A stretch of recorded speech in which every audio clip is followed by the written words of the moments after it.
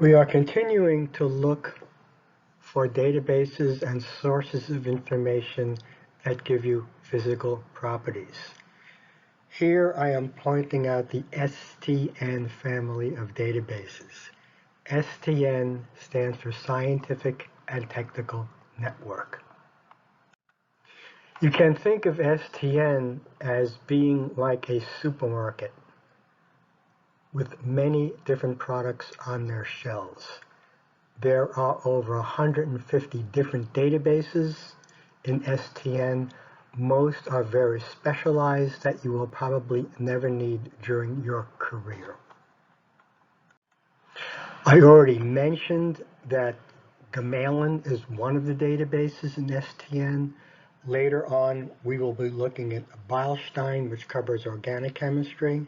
And the other databases we will be looking at in STN are the ones related to chemistry, chemical abstracts, and an important associated file called the STN Registry File.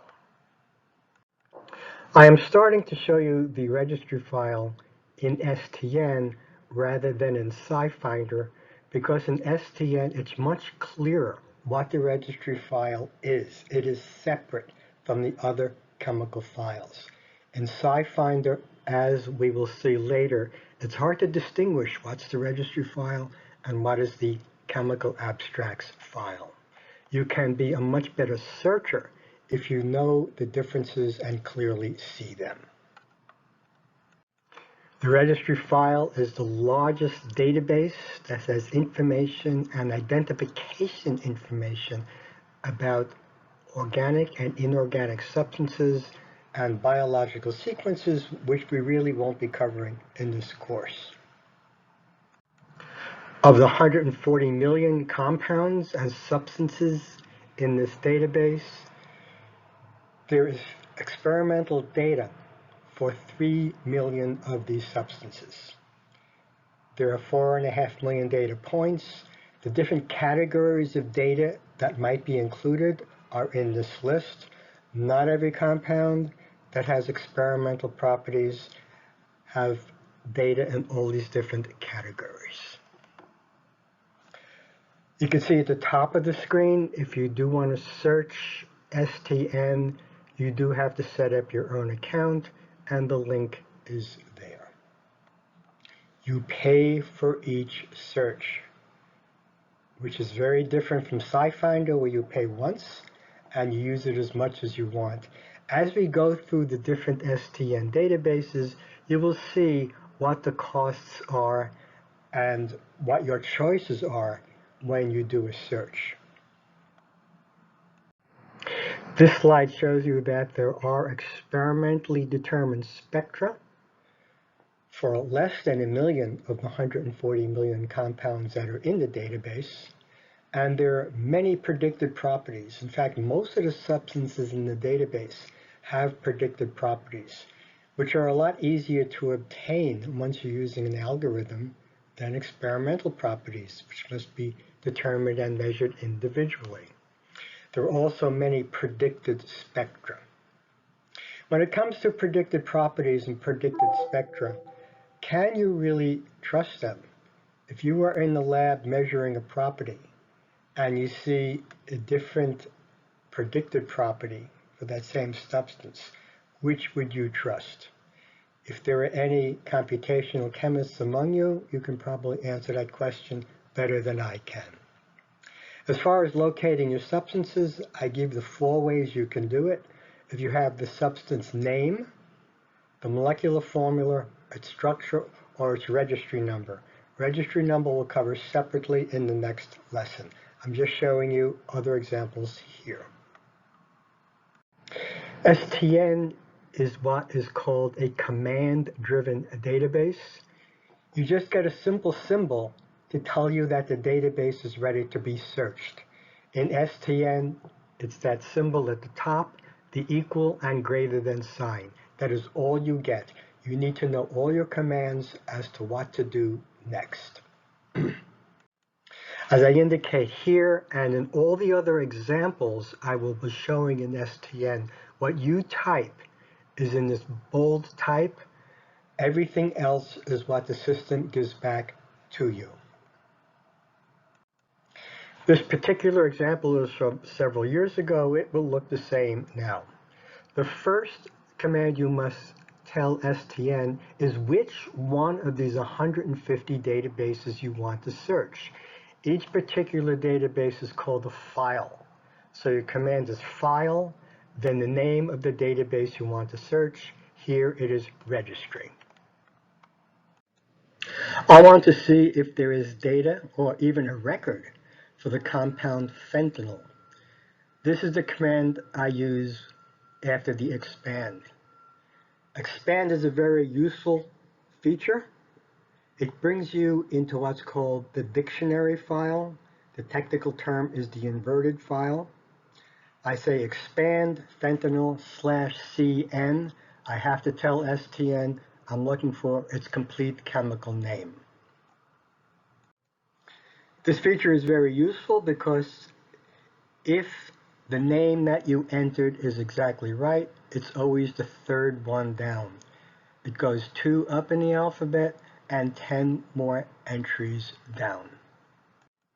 You don't have anything like this in SciFinder, as we'll see, but it's a good reminder of what exists in the database. It's telling you, do you want fentanyl by itself, or do you want one of the fentanyl salts or mixtures that are listed below it? Here, I just want fentanyl itself. Notice the cost of searching this database. You pay $116 an hour just to be connected to it, which is why when you search STN, you have your strategy written out in advance and you spend as little time connected to the database as possible. Here I want to get the record for fentanyl. Once I see it is in the database, I could say search fentanyl. Again, the word search is important. It's what you have to do whenever you are searching for anything. I could also more conveniently just say search E3. That is the number for fentanyl in the previous slide. This is very convenient when you are searching for long chemical names. It's much easier to type in a simple E and a number than the whole chemical name. If you do open an account with STN, you will see all the different display options. Here I want to display the full record. Notice that everything you do costs money.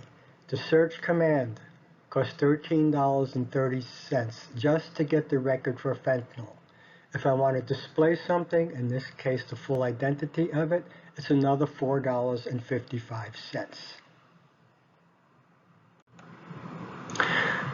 You can see the official chemical abstract's name toward the top. It says 7CI, 8CI. These are older indexes, older years of chemical abstracts. Sometimes the official chemical abstract's name for a substance does change, and it's all indicated here. You will also see very common names and other names for this substance. The people at STN want you to spend a lot of money, so they list all the different files of the 150 that have information on fentanyl. Again, most of these are very specialized, and you will hardly ever need any of them. I'm displaying the whole record for fentanyl to give you an idea of how much is in the database for a compound where a lot of information is known about it. The information at the top, ring system data, is kind of out of date. It's from years ago when there was a much more difficult way of searching by structure. You can pretty much ignore it now. There's a lot of experimental data for this compound. The data is listed on the left, and you see references to it on the right-hand side. The references will be displayed after the data itself is displayed. Here are the references from the previous slide. You can see these hot links which take you to the abstracts of these references. What they don't tell you here is that every one of these hot links will cost you money. So if you are in STN, be very careful and always be cognizant of how much you are paying. Here is more experimental data, mostly spectra. It's the same layout. The data is on the left-hand side, and the associated reference is on the right-hand side. And here are the associated references, again with these hot links to the abstracts. Each one of these hot links would cost you money. This is a kind of representative record for a substance. Because you saw how much experimental data was there, there are always a lot more predicted properties. I'm going to show you the whole list of predicted properties, but look at the note. There's only one reference for all these properties. Here is a continuation. Again, the data is very detailed, very in-depth, but how accurate is it compared to experimental data? Here is a continuation of the predicted physical property data, and it will finish on the next slide. The one reference for all this data is listed at the bottom of the slide, and they tell you how many references to this compound fentanyl exists in chemical abstract. In other words, there are, at this point, more than 6,000 individual abstracts in chemical abstracts in that separate database. This is just a registry database. It just tells you how much is in chemical abstracts, but it is not chemical abstracts itself. We saw above how to find a substance in the registry file if you know its name. If you know any of the names of a compound, it's usually in the registry file and you can locate it that way. Many times you don't have a name, you just have a structure. We are going to see that searching by structure in the registry file is very expensive. A less expensive way is to search for your substance by its molecular formula. Here we want this substance, and I've just counted the number of carbons, hydrogens, and other atoms, in this case nitrogen and oxygen, in the Hill order. Whenever you have a structure, even a fairly simple one, and you are counting the atoms, always do it 2 or 3 times. It's very easy to miscount, especially hydrogens. And if you are off by even just 1 hydrogen, you won't have the right molecular formula. So I'm doing the same kind of search before. I'm going into the registry file, and on the next screen we'll see what we get.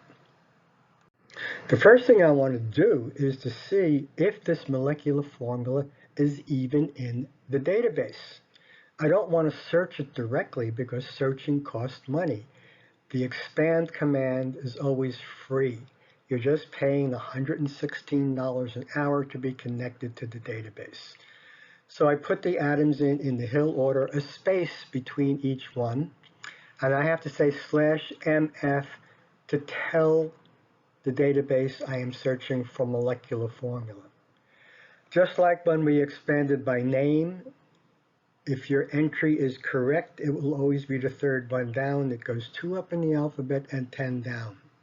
Here it does exist, but notice there are 1,273 records, 1,273 different compounds for this molecular formula. Even though this molecular formula looks quite specific and you do not expect too many isomers, there are a lot. The next command, I'm searching E3. It's easier to say search E3 than to search that molecular formula written out. It costs the same as the search in the previous slide. Again, if you have an account with STN, they tell you what the different options cost. This is a free display format. You don't have to pay for it. Display Scan takes these answers in this answer set and displays them randomly. I'm just displaying 10 of these structures randomly out of the 1,273. You see 2 of them on this slide, and you will see 10 more on the next slide. You can see that there are so many different isomers for this molecular formula that searching by molecular formula when you get so many different answers is really not that useful. You need a better way of searching. You can also search for your substance by drawing its structure. That will cost you $157.55. It's quite expensive. Searching by molecular formula costs the same $13.30 as searching by name. It's a much more cost-effective way of searching. Another way of searching is by a substance's registry number. Every unique substance, whether element or compound or variations of that element or compound, has its own unique number. Registry number searching is used in chemical abstracts and in many other databases. It's an important concept, and that's why there's a separate lesson on this. That will be the next series of slides.